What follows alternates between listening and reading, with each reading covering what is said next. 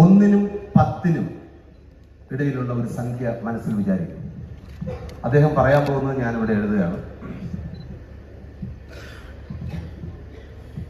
7. Yes or no? Yes. Thank you. 100%.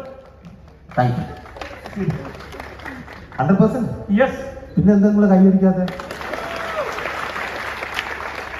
ഞാൻ നിർത്തി. Thank you very much. അല്ല, എഴുതിയ നമ്പറും കൂടെ ഒന്ന് കാണിച്ചു.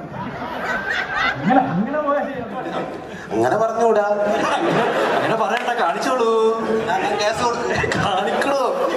കാണിക്ക്.